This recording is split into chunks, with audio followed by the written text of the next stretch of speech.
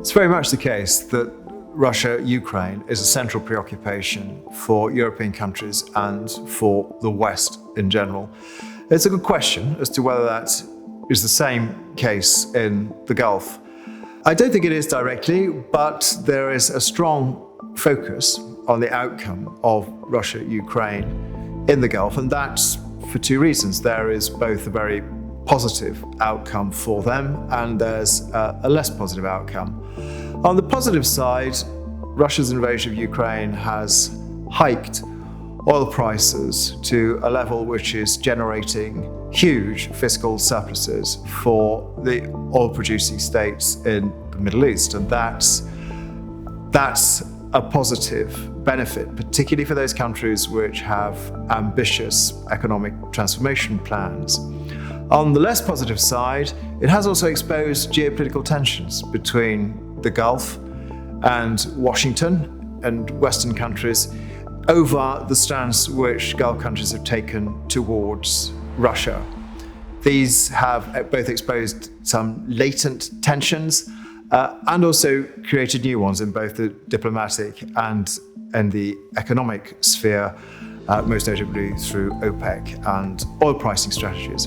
So for those two reasons, the Middle East and particularly the Gulf are focused on the course and the outcome of Russia's invasion of Ukraine.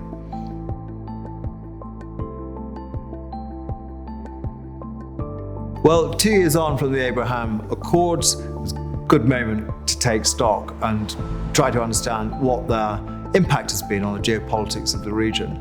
I think the signs are that it is going to have a lasting impact. We've seen a number of areas in which Israel and signatory partners, most notably the UAE and Dubai in particular, have taken forward the shared agenda in the commercial area and in the field of technological cooperation. We've also seen, however, that there has been a warming of political relationships between key regional player Saudi Arabia and Israel.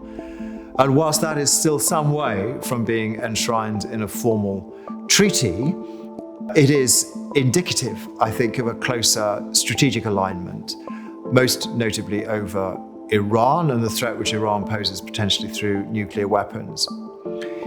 The other thing that's happening is that Israel is moving towards normalization of its position in the Middle East, both through the work that it's doing with signatories to the Abraham Accord and through its wider network of connections in the Middle East, which is enabling it to take forward non-threatening agendas aligned with shared security concerns, shared strategic concerns, at a much lower level, receiving a much higher profile coverage than the Abraham Accords, but nonetheless contributing significantly towards Israel being a normal part of the Middle East. Now, of course, normalization is contentious in one particular area, and that's Palestine and the Palestinian cause. Many would feel that Israel has, by signing the Abraham Accords, effectively stepped over that problem. And many, however, would feel that that's not the case, and that the problem is still very much there, requiring a dedication of effort to get it into a position where it's both solved to the satisfaction of interested parties and can act as a catalyst towards regional East Mediterranean growth.